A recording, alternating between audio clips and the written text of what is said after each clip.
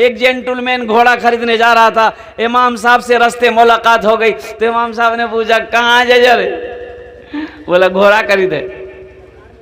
तो बोला इंशाल्लाह बोल। बोले हद करिए मौलवी साहब, पैसा मेरे जेब में, जाएंगे अपने पैर से खरीदेंगे हम, इंशाल्लाह कहाँ से आया? अल्लाह कहाँ से आया बीच में? बोला अच्छा जो जो जो जो जो जो जो जो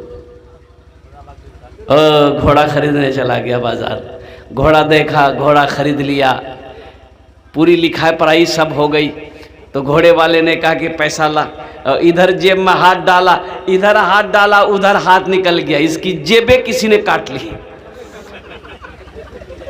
तो घोड़े वाले ने कहा कि क्या हुआ, पैसा ला। बोला कि क्या बोले? इंशाल्लाह मेरी जेबें कट गई।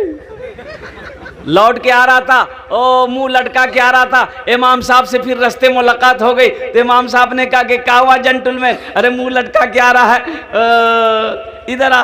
और दौड़ के गया इमाम साहब के पास। बोला कि हजरत मैं आपको क्या बताऊं, इंशाल्लाह आपसे मुलाकात किए थे ना? हाँ। बोले इंशाल्लाह हजरत हम बाजार गए, इंशाल्लाह घोड़ा देखे, इंशाल्लाह बात पक्की हो गई, इंशाल्लाह लिखा पढ़ाई भी हो गई, इंशाल्लाह जैसे ही हम अपने पॉकेट में हाथ दिए, इंशाल्लाह मेरी हाथे निकल गया, कोई जेबें मेरी काट ली। तो इमाम साहब ने बोला कि अल्लाह का बंदा, अगर यही इंशाल्लाह पहले बोल लेता तो तेरी जेब नहीं कटती। यही इंशाल्लाह अगर तू पहले बोल लेता तो तेरी जेब नहीं कटती। तो मेरे नौजवानों, हर काम अल्लाह के भरोसे पे किया करो, अल्लाह के यकीन पे किया करो, अल्लाह की ज़ात पे छोड़ दो। इंशाअल्लाह इंशाअल्लाह अगर यकीन मजबूत है तो इंशाअल्लाह बेड़ा पार हो जाएगा। अब हजरत फरमा रहे थे कि कोई भी काम करो बिस्मिल्लाहिर्रहमानिर्रहीम पढ़ो। अब कोई मुकर्रिर साहब थे, मौलवी साहब थे, अब वो उन्होंने तकरीर किया कि लोगों कोई भी काम करो पहले बिस्मिल्लाहिर्रहमानिर्रहीम पढ़ लो, इंशाअल्लाह अल्लाह तेरा बेड़ा पार कर देगा। और कुर्बान जाइए, हाँ हाँ हाँ। अब एक नदी थी, वो एक आदमी गांव का आदमी था, वो नदी पार करके कश्ती में चढ़ के आता था, जाता था आता था, वो उस पार इस पार करते रहता था, काम से जाता था, काम चले आता। तो ये हजरत ने कहा नहीं कोई भी काम करो बिस्मिल्लाहिर्रहमानिर्रहीम से शुरू करो, इंशाअल्लाह वो काम मुकम्मल हो जाएगा, वो काम कामयाब हो जाएगा, अल्लाह उस काम में बरकत अता फरमा देगा, तुम कामयाब हो जाओगे। तो देहात का रहने वाला था बेचारा, और समझ गया कि बिस्मिल्लाहिर्रहमानिर्रहीम, हज़रत ने कहा बिस्मिल्लाहिर्रहमानिर्रहीम करके कोई काम करो, बहुत अच्छा। एक दिन नदी के किनारे आया, देखा कश्ती नहीं है। क्या नहीं है? कश्ती नहीं है, नाव नहीं है। बोला अच्छा कोई बात नहीं, गमछा बिछाया। भाई क्या बिछाया? बोलो। गमछा बिछाया, गमछा में बैठ गया, बोला बिस्मिल्लाहिर्रहमानिर्रहीम, पार हो गया। बोला अरे वाह, ये तो बिस्मिल्लाह में बहुत ताकत है, अब तो नव्वों की जरूरत नहीं है। हाँ हाँ हाँ, क्या अमल, क्या यकीन उन्होंने किया अल्लाह की जात पर, अल्लाह अकबर कबीरा। अब एक रोज देखते क्या है कि वही मौलवी साहब जिन्होंने खिताब किया था, जिन्होंने कहा था कोई भी काम करो उससे पहले बिस्मिल्लाहिर्रहमानिर्रहीम पढ़ लो, अल्लाह उस काम को मुकम्मल कर देता है, इंशाअल्लाह उसका अंजाम अच्छा होता है। देखते नदी के किनारे खड़े हजरत ने नदी के किनारे खड़े हैं, तो देखे कश्ती तो है ही नहीं है। अब वही आदमी आ गया, वो बोला कि हजरत अस्सलाम वालेकुम। वालेकुम सलाम, कैसे हैं? बोला बहुत अच्छा बाबू, तुम कैसे? बोला हम भी अच्छे हैं। तो बोले हजरत यहाँ क्यों खड़े हैं? बोला बाबू नदी के उस पार जाना है, कश्ती है ये नहीं है इसलिए परेशान है। बोला अल्लाह इसमें परेशानी की क्या बात है, बिस्मिल्लाह पढ़िए नदी पार कर लीजिए। बोला क्या तुम डुबाना चाहता है क्या हमको? तुम हमको डुबाना चाहता है? बोला हजरत डुबाने वाली बात नहीं है, आपने एक रोज तकरीर किया था, बिस्मिल्लाहिर्रहमानिर्रहीम की फजीलत बताई थी। बोला हाँ मैंने बताई थी। बोला अल्लाह उसी पर तो मैं अमल करके नदी पार करता हूँ। बोला कैसे? बोला आइए मेरे साथ आइए। गमछा बिछाया, कुर्बान जाओ, गमछा बिछाया, बिस्मिल्लाहिर्रहमानिर्रहीम पढ़ा, मौलवी साहब को भी पार कर दिया, अपने भी पार हो गया। सुभान अल्लाह सुभान अल्लाह। अब इकराम में कोई सुनी का गमछा मत बिछिए नदी में। हाँ हाँ हाँ, तो इसलिए मेरे भाइयों मेरे नौजवानों, अल्लाह पे यकीन करना सीखो। एक बात याद रखना, ओ रास्ता एक ही था, अल्लाह ने फिरौन को गर्क कर दिया, मूसा अलैहिस्सलाम पार हो गए। तो रास्ता तो यकीन अल्लाह पर करे, अल्लाह पर करना है, रास्ते पर यकीन नहीं करना है। रास्ता एक ही था, नदी में, समंदर में, दरियाए नील में अल्लाह ने फिरौन को गर्क कर दिया, मूसा अलैहिस्सलाम पार हो गए। ओह, अल्लाह की ज़ात पर यकीन करो, अल्लाह की ज़ात पे भरोसा करो। मूसा अलैहिस्सलाम के पेट में दर्द हो गया, मूसा अलैहिस्सलाम के पेट में दर्द हुआ, बड़ा बेचैन हो गए। कहा कि या अल्लाह तूए कुए तूर पार पर हैं। कहा कि या अल्लाह पेट में बहुत दर्द है। कहा कि मूसा ऐसा करो, वो पेड़ देख रहा, कहा कि या अल्लाह देख रहा हूँ, क्योंकि जाओ उसके पत्ते तोड़कर खा ले, दर्द खत्म हो जाएगा। मूसा अलैहिस्सलाम दौड़े दौड़े गए और एक पत्ता तोड़े, तोड़ के चबाए खाए, दर्द आराम हो गया, एकदम ठीक। फिर कुछ महीनों के बाद वैसा ही दर्द उठा, तो मूसा अलैहिस्सलाम ने कहा कि हाँ दर्द उठा है, दवाई हमको पता है। वो गए उसी पेड़ के पास गए, एक पत्ता खाए, और जैसे ही खाना था दर्द उससे ज्यादा हो गया। बोल लो ये का चक्कर है, पहले तो खाए थे दर्द आराम हो गया था, अब खाए, वो दूसरा पत्ता तोड़ा, उससे चबाए, उससे भी खाए, दर्द और ज्यादा हो गया। तीसरा पत्ता तोड़े, चौथा तोड़े, पांचवा तोड़े, दर्द में आराम नहीं। कहा कि या अल्लाह ये क्या है, उस दिन तो यही पत्ता खाया था, आराम हो गया था, आज इसी पत्ते को खा रहा हूं, आराम नहीं मिल रहा है। तो गैब से आवाज आई, मूसा तुमने क्या समझा, इन पत्तों में शिफा है, इन पत्तों में शिफा है, तुमने क्या समझा? शिफा मेरे हुक्म में है।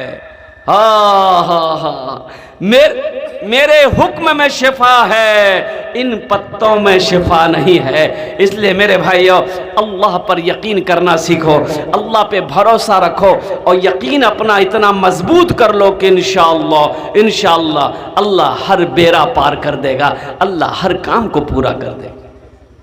मस्जिद का जलसा है, मस्जिद अल्लाह का घर है। कौन अल्लाह? वो अल्लाह जिसने पैदा किया है, वो अल्लाह जिसने ज़मीन का फर्श बिछाया, वो अल्लाह जिसने सामियाना, आसमान का सामियाना लगाया, वो अल्लाह जो हमें इज्जत की ज़िंदगी दे रहा है, जो अल्लाह जो हमें भूख जब लगती है तो इज्जत का लुक़मा अता फरमाता है, और जब हमें नींद आती है मीठी नींद देकर अल्लाह सुलाता है, फिर अल्लाह जिंदा करता है। वो अल्लाह जिसने पैदा किया, फिर वो अल्लाह एक दिन मौत देगा, फिर अपने कटघरे में खड़ा करके मेरा अल्लाह पूछेगा, मेरा बंदा दुनिया से आया है, मेरे लिए क्या लाया है? इंशाअल्लाह यहाँ से कुछ लेकर जाना है, तो इंशाअल्लाह लेकर जाएंगे मेरे भाई इंशाअल्लाह लेकर जाएंगे ना। हाँ, तो मस्जिद का जलसा है। तो मेरे भाइयों, अल्लाह अकबर कबीरा और कुर्बान जाओ। बहुत सारे नौजवान इसमें ऐसे हैं जो सिर्फ जुमा पढ़ता है भाई, 5 वक्त। अच्छा, नमाज खाली जुमे का फ़र्ज़ है क्या भाई? जुमे की नमाज फ़र्ज़ है खाली? बोलो भाई, हैं?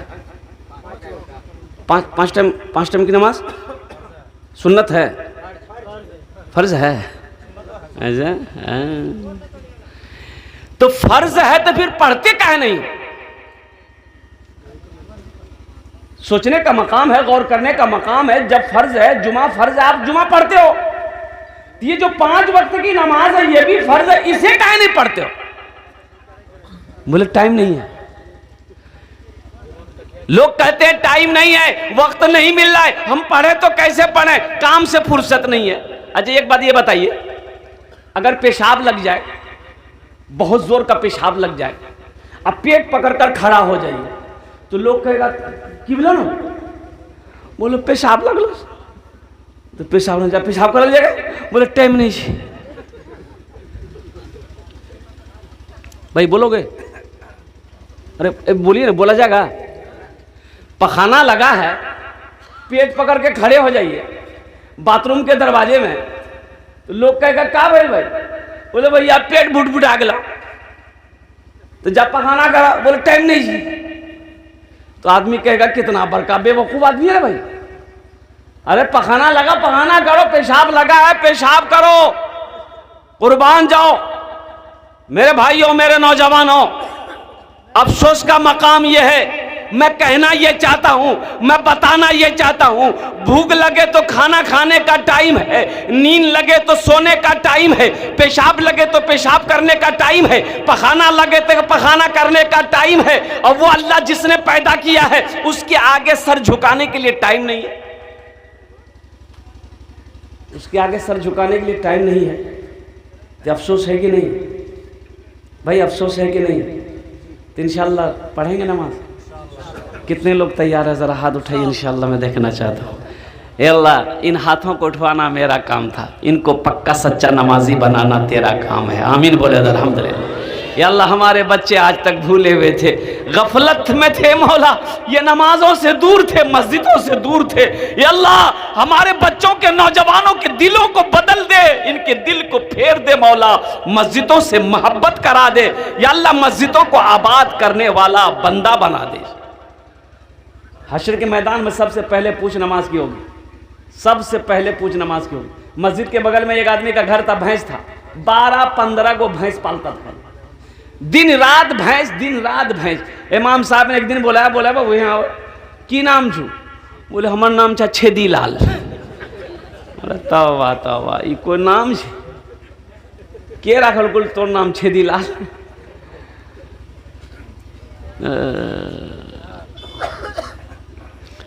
बोले हमर दादो। तो तोर दादो के नाम की छूल? बोले हमर दादो के नाम छे गड्ढा सिंह।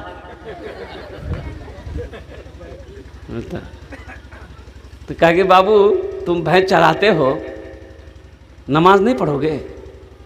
बोला हजरत टाइम है कहाँ, ये दिन रात तो भैंस के पीछे हमारा वक्त खत्म हो जाता है, टाइम नहीं मिलता है। तो क्या अल्लाह का बंदा मरेगा नहीं, अल्लाह को क्या जवाब देगा? हश्र के मैदान में सबसे पहले पूछ नमाज की होगी। सबसे पहले पूछ किसकी होगी? बोलिए। सबसे पहली पूछ नमाज की होगी, नमाज की। इन्ना सलाता तन्हा अनिल फहशाई वल मुनकर। और कुर्बान जाओ। तो इमाम साहब ने समझाया कि बाबू छेदी लाल नमाज पढ़ो। बोला मौली साहब नमाज तो पढ़ेंगे लेकिन कुछ फायदा है? बोलो ये फायदा ढूंढ रहा। बोले बाबू फायदा है, नमाज पढ़ोगे ना, ये जो तुम्हारी भैंस है ना दूध ज्यादा दे। बोले की बोली है मुझे? बोला मैं सही बोली है, तुम नमाज पढ़कर देखो ये भैंस दूध ज्यादा देगी। बोला हजरत अगर भैंस दूध ज्यादा देगी तो देखिए हम कल्ले से नमाज पढ़ना शुरू कर देते हैं। ठीक फजर में 4 बजे नहा धो करके पहुंच गया मस्जिद। 5 बजे अजान हुई, फजर की नमाज पढ़ा और नमाज पढ़ के खैनी उनी बना करके खा करके जब घर पहुंचा देखते तो भैंस मर गई। बोला अल्लाह ये क्या हुआ, अभी तो ये क्या वक्त की नमाज पढ़े। दौड़ा दौड़ा गया मस्जिद, भागा, इमाम साहब से बोला कि इमाम साहब गजब हो गया। तो इमाम साहब ने कहा क्या हुआ? बोला हजरत क्या बोले, अभी नमाज पढ़ के गई एक भैंस मर गई मेरी। तो इमाम साहब ने समझाया कि अल्लाह तुमको आजमा रहा है। क्या तुम घबरा गए? बोला नहीं हम घबराने वाले नहीं हैं। तो बोले जाओ टाइट रहो एकदम। जोहर की अजान हुई, बड़ा डरते डरते मस्जिद आया कि कहीं दूसरी भी ना चली जाए। नमाज पढ़कर जो ही घर पहुंचा इत्तफाकन कहिए दूसरी भैंस मर गई। बोला कि समझ गए हम, 5 वक्त की नमाज है, 5 चली जाएगी। एक भैंस का बच्चा जो है ना वो मां मर गई चिल्ला रहा था, उसको क्या बोलते हैं? पर्रू। क्या बोलते हैं? पर्रू। हाँ, वो चिल्ला रहा था, चिल्ला रहा था, चिल्ला रहा था, ना दाना खा रहा था, ना चारा खा रहा था, ना घास खा रहा था, ना पानी पी रहा था, चिल्ला रहा था। तो ये छेदी लाल बोला कि ज्यादा चिल्लाओ मत तुम, ये फर्ज पढ़े 2 चली गई, तुम्हारे लिए साली 2 नफल पढ़ेंगे, 2 नफल पढ़ेंगे तुम्हारा काम पूरा हो जाएगा। और कुर्बान जाओ मेरे भाइयों, मेरे नौजवानों, मेरे बच्चों, नमाजों की पाबंदी करो, नमाज पढ़ो, अल्लाह चेहरे पे नूर पैदा फरमा देगा। नमाज पढ़ो, अल्लाह रोजी में बरकत पैदा फरमा देगा। नमाज पढ़ो, अल्लाह खेत में बरकत देगा। नमाज पढ़कर जिस दाने में हाथ लगा दोगे अल्लाह उस दाने में बेपनाह बरकतें अता फरमा देगा। नमाज पढ़कर जिस आदमी के सामने जाओगे अल्लाह तुम्हारी इज्जत उनके दिलों के अंदर में बसा देगा। नमाज पढ़कर अपने दिन का आगाज करोगे अल्लाह सुबह से लेकर शाम तक तुम्हारी हिफाजत करेगा। नमाज पढ़कर तो देख, उलमा फरमाते कि जो फजर की नमाज पढ़ लेता अल्लाह शाम तक उसकी हिफाजत करता है। जो फजर की नमाज पढ़ लेता है, अल्लाह शाम तक उसकी हिफाजत करता है। अब बताया गया कि जो काश्तकार सुबह फजर की नमाज पढ़कर जिस पौधे में हाथ लगा देगा, सुनिएगा, जिस पौधे में हाथ लगा देगा, जिस गाछ में पेड़ में हाथ लगा देगा, चाहे वो गेहूं का पौधा हो, धान का पौधा हो, मकई का पौधा हो, जिस पौधे में हाथ लगा देगा अल्लाह उस पौधे में बरकत अता फरमा देगा। मेरे बच्चों, नमाज मांगती क्या है भाई? नमाज तो कुछ मांग नहीं रही। वो जमाती वाले गांव में गए भाई, दावत देने, गश्त करने, मगरिब बाद निकले मोहल्ले में। एक बूढ़े मियाँ थे, सलाम दुआ हुए, बोला कि चचा जमात आई है, थोड़ा चलिए साथ में हम लोगों का। बोला नहीं बेटा, घुटना में ना ताकत नहीं है। बोला तो ऐसा कीजिए, आप मस्जिद ही चलिए नमाज। तो बुढ़वा बोला कि बेटा, एक बात बोले हाँ बोलिए। बोले बेटा, हम जब भी नमाज पढ़ते हैं ना कुछ मेरे घर में हो जाता है। क्यों बोली जाओ? बोले बेटा, हम जब भी नमाज पढ़ते मेरे घर में कुछ ना कुछ हो जाता है। बोला हाँ, ऐसा मत सोचिए, ऐसा मत बोलिए, ऐसा नहीं सोचिए, ये शैतानी वसवसा है, शैतान आपको बहका रहा है। तो बूढ़ा का एक जवान बेटा था, बोला कि ठीक है, आप नहीं जाइएगा तो अपना बेटा को ही भेज दीजिए, कम से कम जवान बेटा है, नमाजी बन जाएगा।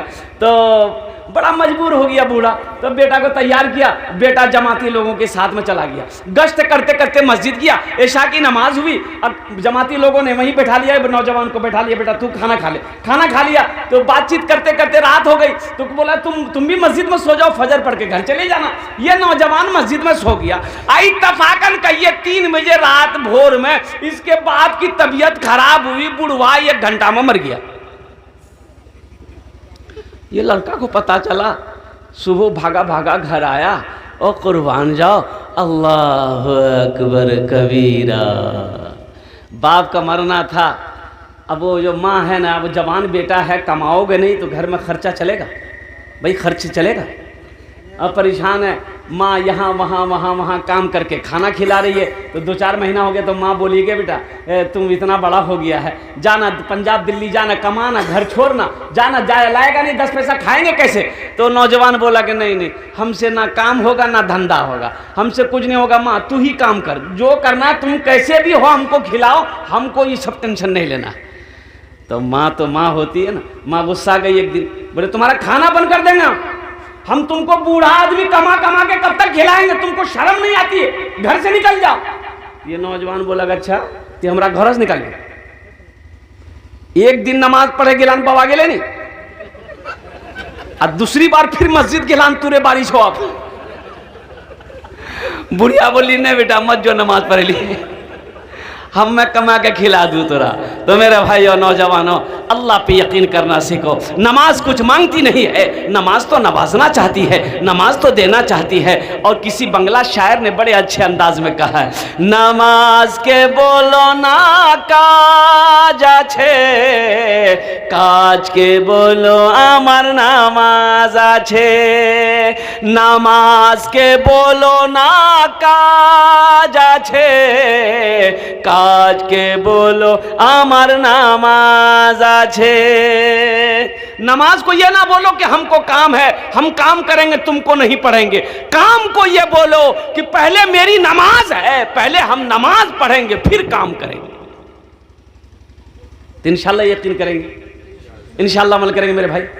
तो मौजूद सामीन किराम, अल्लाह के रसूल जनाब मोहम्मदुर रसूलुल्लाह सल्लल्लाहु अलैहि वसल्लम हिजरत फरमा कर जब मदीना पहुंचे ना, जब मदीना पहुंचे तो सबसे पहली फुर्सत में, मदीना पहुंचने से पहले एक जगह ठहरे और मस्जिद क़ुबा की बुनियाद रखी, मस्जिद क़ुबा की बुनियाद रखी। और जब वहाँ से जुमे की नमाज पढ़कर अल्लाह के रसूल सल्लल्लाहु अलैहि वसल्लम जब मदीना पहुँचे तो मस्जिद नबवी की बुनियाद रखी। और जानते हैं, कुर्बान जाइए, मस्जिद नबवी की ज़मीन खरीदी गई, वो सहाबा पे कुर्बान जाइए। उस वक्त अभी हिजरत फरमाकर मक्का से मदीना गए ही थे, दौलत मक्का में छोड़कर गए थे, सोना चांदी मक्का में छोड़कर गए थे, अपनी हवेली मक्का में छोड़कर गए थे, खाली हाथ मदीना गए थे। लेकिन कुर्बान जाओ, वहां मस्जिद बनानी है तो सहाबा ने कहा या रसूल अल्लाह आप इजाजत दें, मस्जिद हम लोग बनाएंगे। एक बात याद रखिएगा, जिस तरीके से मछली बगैर पानी का जिंदा नहीं रह सकती है, उसी तरीके से मुसलमान मस्जिद के बगैर जिंदा नहीं रह सकता है। सुभान अल्लाह बोले दमाज। मुसलमान मस्जिद के बगैर जिंदा नहीं रह सकता है। ओ मस्जिद तो वो जगह है कि जिस जगह के अंदर में दाखिल हो जाओ वो अल्लाह का मेहमान हो जाता है। मेरा अल्लाह कहता है कि जो मस्जिद के अंदर में दाखिल हो गया वो मेरा मेहमान है। और जो अल्लाह का मेहमान हो तो सोचो तो सही, वो कितना किस्मत का सिकंदर होगा, वो कितना खुशनसीब होगा, वो इंसान कितना खुशनसीब होगा जो अल्लाह का मेहमान हो। तो अल्लाह के रसूल सल्लल्लाहु अलैहि वसल्लम ने एक जगह देखी, खाली पड़ी हुई थी मैदान। तो आपने फरमाया भाई ज़मीन किसकी है? कहा या रसूलल्लाह 2 यतीम बच्चों की ज़मीन है, बाप नहीं है, बाप का इंतकाल हो गया है, चचा है, चचा की किफ़ालत में दोनों बच्चों की परवरिश हो रही है। कहा ऐसा करो चचा को भी बुलाओ, उन 2 यतीम बच्चों को भी बुलाओ। देखिए मसला समझिए, बात को समझिए।